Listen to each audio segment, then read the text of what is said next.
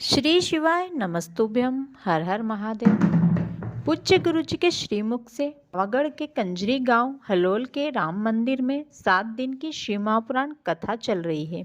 आज पावागढ़ में हो रही शिव महापुराण कथा का 5वां दिन था। आज की कथा में गुरु जी ने एक नया उपाय, विशेष कामना पूर्ति के लिए या विशेष कार्य की जो आपके बार बार अटक रहा है उसको पूर्ण करने के लिए, इसके अलावा कई अन्य जानकारी और 2 पत्र पढ़कर बताए हैं जो इस छोटे से वीडियो के माध्यम से आप सभी के साथ शेयर करने वाले हैं। तो वीडियो में आखिरी तक बने रहें और आज की संपूर्ण कथा का रसपान इस छोटे से वीडियो के माध्यम से करें।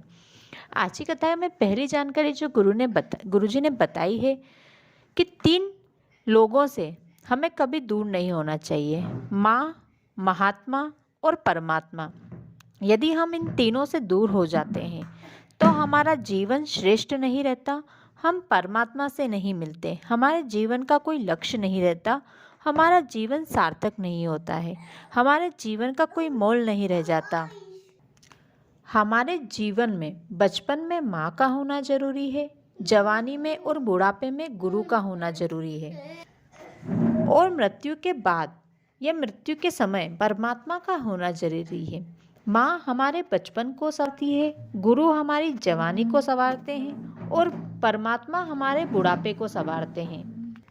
आज की कथा की अगली जानकारी, जो लोग किसी के पैसे खा जाते हैं उन्हें अगले जन्म में भगवान फल वाला पेड़ बनाते हैं, जिसे लोग पत्थर मारते हैं, लोग उनके ऊपर चढ़ते हैं और उनके पत्तों को नोचते हैं। क्योंकि उन्होंने किसी के पैसे खाए हैं इसलिए लोग उनसे नोच नोच कर चीज़ें वापस लेते हैं।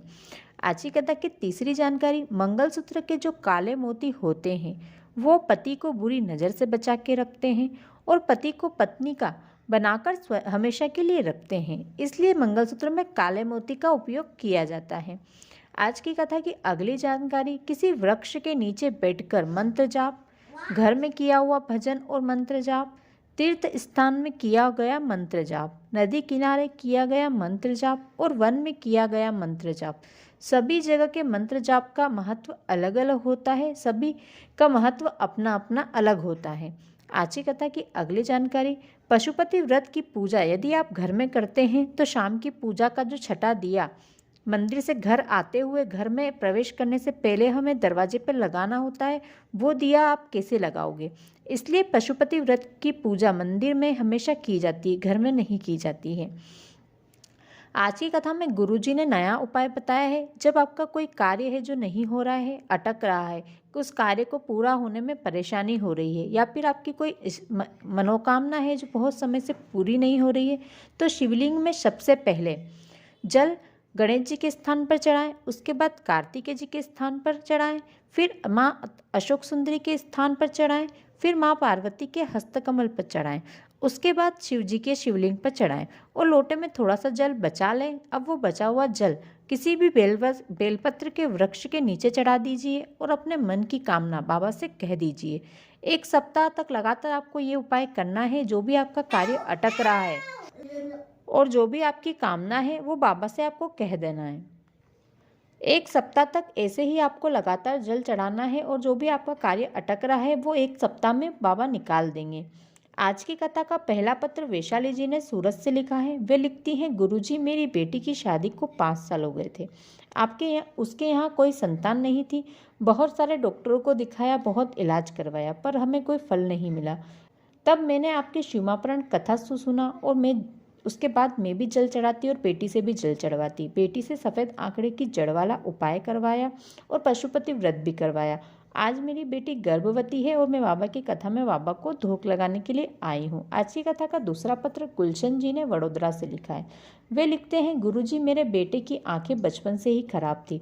जैसे जैसे वह बड़ा होता जा रहा था उसकी आंखें बिल्कुल खराब हो चुकी थी, उन्हें कुछ भी दिखता नहीं था। डॉक्टरों से काफ़ी इलाज करवाया, डॉक्टरों ने भी हार मान ली और कह दिया कि उसकी आंखें अब खराब हो चुकी है, कभी नहीं अच्छी हो सकती। फिर किसी ने हमें बताया कि शिवजी को जल चढ़ाओ और जल झेलकर उसकी आंखों पर लगाओ। हमने जल चढ़ाना चालू किया, उसे जल झेलकर पिलाते और उसकी आंखों पर भी वो झेला हुआ जल लगाना प्रारंभ किया। आज मेरे बेटे की आंखें सही हो गई है और हम कथा में बाबा को धूप लगाने के लिए आए हैं। आज की कथा की अगली जानकारी, भारत की भूमि में कई तरह के यज्ञ होते हैं, लेकिन यदि आप मंदिर जाकर एक लोटा जल शिव मंदिर में शिव जी को चढ़ा रहे हैं तो उन सभी यज्ञ का फल आपको उस एक लोटे जल चढ़ाने से प्राप्त हो जाता है। आपका रोज एक लोटा जल चढ़ाया हुआ आपको रोज उन सभी यज्ञ का फल प्रदान करता है। आज की कथा की अगली जानकारी, 12 महीने की मासिक शिवरात्रि के दिन जो भी भक्त शिव मंदिर में जल चढ़ाने आते हैं, जब जल चढ़ाने से मंदिर में आसपास नीचे गीला हो जाता है और जब उस पानी में आने वाले भक्तों का पैर लगकर उस पानी से कीचड़ हो जाता है और जब उस कीचड़ को साफ करके बाहर फेंका जाता है, यदि वो जल किसी की गति बिगड़ गई है, जैसे कोई कुत्ता बहुत अधिक बीमार रहता है या फिर कोई जानवर या फिर कोई इंसान बहुत अधिक बीमार है, यदि उस जल के छींटे उस व्यक्ति के ऊपर या उस पशु पक्षी के ऊपर लग जाते हैं तो उसका कल्याण हो जाता है। इतना महत्व है शिवरात्रि के जल का। पूज्य गुरु जी की 2 दिन की त्रिवेणी शिव चर्चा 30 जनवरी और 31 जनवरी को शाम को 4 बजे से 7 बजे तक रहेगी। इसका पूरा पता सतुआ बाबा सेवा शिविर, खाक चौक पुलिस थाने के पास, महावीर रोड, माघ मेला, प्रयागराज में रहेगी। यह कथा हो सकता है कि टीवी और यूट्यूब फेसबुक पर ना आए। जो भी प्रयागराज में रहते हैं वो जाकर वहाँ पर कथा स्थल पर जाकर उस कथा को सुन सकते हैं। इसके बाद पूज्य गुरु जी की अगली कथा 3 फरवरी से 9 फरवरी तक बुरहानपुर में होगी। इस कथा का नाम श्री गुरु जी ने श्री अश्वत्थामा शिवपुराण दिया है। इस कथा का समय दोपहर 2 बजे से 5 बजे तक रहेगा। बुरहानपुर की कथा का स्थल माँ रेणुका कृषि उपज मंडी बुरहानपुर है।